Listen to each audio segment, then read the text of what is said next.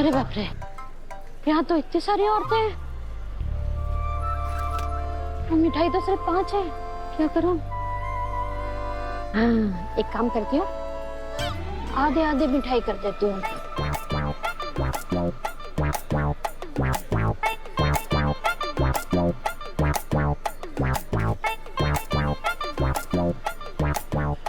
लो भाई, सब मुंह मीठा करो।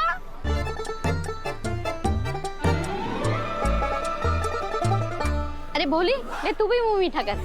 पुष्पा, जन्माष्टमी का प्रसाद तो कृष्ण जन्म यानी रात के 12 बजे के बाद बांटा जाता है, तो इस वक्त किसकी अष्टमी मना रही है? अरे जन्माष्टमी का नहीं, ये जौबाष्टमी का प्रसाद है। जौबाष्टमी मतलब? अरे खुशखबरी है।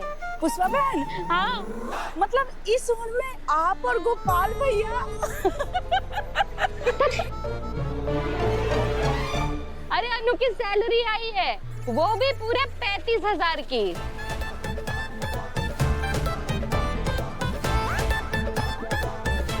35,000 तो बहुत होते हैं पुष्पा, देखना कहीं चोरी ना हो जाए। कैसे चोरी हो जाएंगे? अरे कोई कैश थोड़ी ना आया है, फोन पे आया है। कैश टीएम करो, डिजिटी वाला, समझी? ओ डिजिटली? हाँ वही। अनु के फोन पे मैसेज आया और उसने जब चेक किया ना, तो उसमें पता चला कि उसके अकाउंट में 35,000 रुपए आ गए हैं। पुष्पा, ये तो फंडा समझ नहीं आया। समझ में आएगा भी नहीं, क्योंकि ये बड़े लोगों की बड़ी बातें हैं। वाह भैया, क्या सही जगह विपिन का रिश्ता किया है। हर महीने 35,000 रुपए विपिन की तो निकल पड़ी। पुष्पा बहन, बुरा मत मानना, कुछ ही दिनों में अपनी अनु की शादी विपिन से हो जाएगी। उसके बाद से तेरी बेटी के साथ ही उसकी सैलरी भी उसके ससुराल वालों के हाथ में जाएगी, तेरे हाथ में नहीं। क्यों नहीं?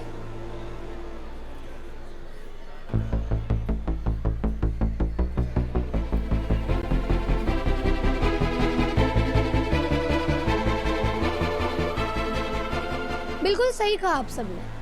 मैं शादी करके दूसरे घर जाऊंगी, नए रिश्ते बनाने वाली हूँ, पर इसका मतलब ये तो नहीं ना कि मेरे पुराने रिश्तों का मुझ पर कोई हक नहीं रहेगा।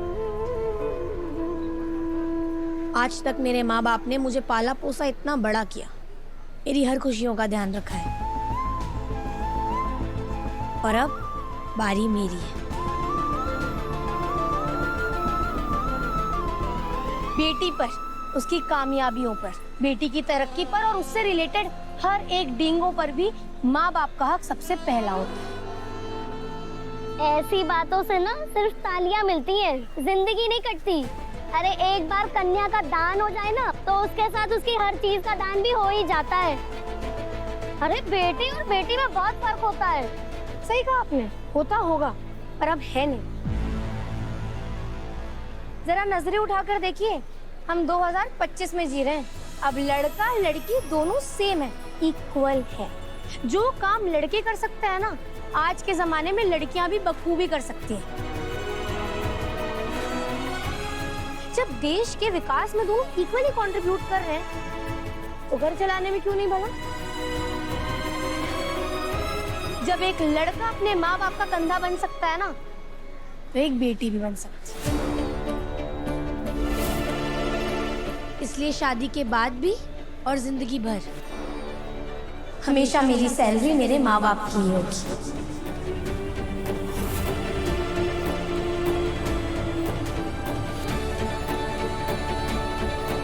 तेरी सैलरी का लालच नहीं है बेटा, लेकिन मैं आज ये कहूंगी कि मुझे गर्व है कि मैं एक बेटी की माँ हूँ।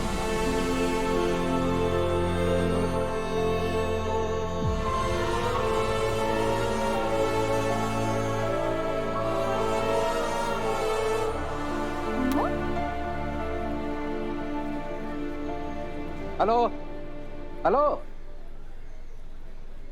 रजनी, क्या बात है? तेरा चेहरा इतना लाल पीला क्यों रखा है? बात ही कुछ ऐसी है भैया, आज ना उस अनु की सैलरी आई है, पूरे 35,000 रुपए। अरे ये तो खुशी की बात है ना। अरे कोई खुशी की बात नहीं है भैया, उसकी सैलरी में से हमको कुछ नहीं मिलने वाला है।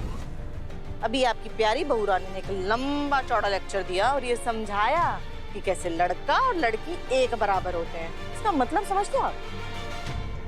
क्या? यही कि हमें उसकी कमाई से कुछ नहीं मिलने वाला भैया। शादी के बाद वो अपनी पूरी सैलरी अपने माँ बाप को देने वाली है। अरे छोड़ ना रजनी, मुझे कोई फर्क नहीं पड़ता। अरे भैया, ऐसे कैसे नहीं फर्क पड़ता है? शादी के बाद वो खाएगी हमारे घर का और अपनी सारी कमाई देगी अपने मायके वालों को।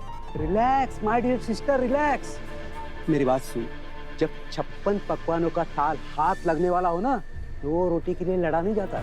मतलब? अरे तू 35,000 पे अटकी है, मैं उन लाखों करोड़ों की सोच रहा हूँ जो कि बस मेरा एक टेंडर पास होते ही मुझे मिल जाएंगे। कैसा टेंडर?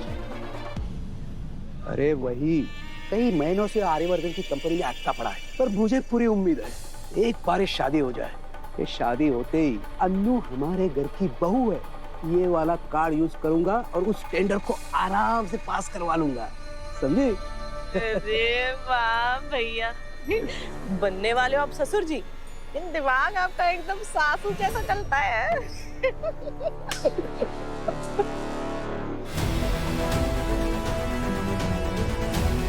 पानी सर के ऊपर निकलने वाला है, मुझे जल्दी कुछ करना होगा।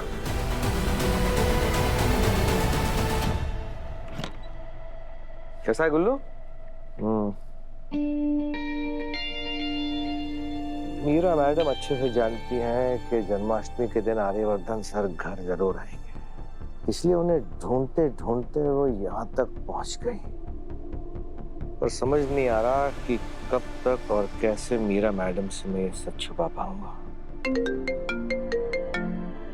अरे सर, आप 100 साल जिएंगे, आपके बारे में अभी भी सोच ही रहा था मैं।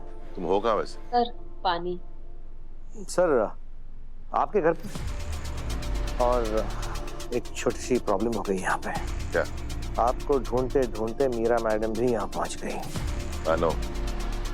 इनफैक्ट माँ के फोन पे मेरी मीरा से बात हुई। जिन्हें तुम्हें मीरा को संभालना होगा, उसे किसी भी कीमत पर ये पता नहीं चलना चाहिए कि मैं अनु क्या हूँ। आप फिक्र मत कीजिए सर, मैं हैंडल कर लूंगा। अरे हाँ, वो बात तो सुनो जिसके लिए फोन किया। तुम्हें मेरा एक अर्जेंट काम करना होगा। हुक्म कीजिए sir.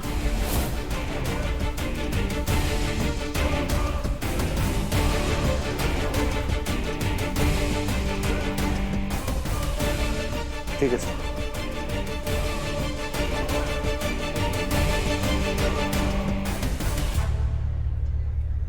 Anu, I am so proud of you. तू हमारे बैच की पहली लड़की है जिसे इतने अच्छे पैकेज वाली जॉब मिली।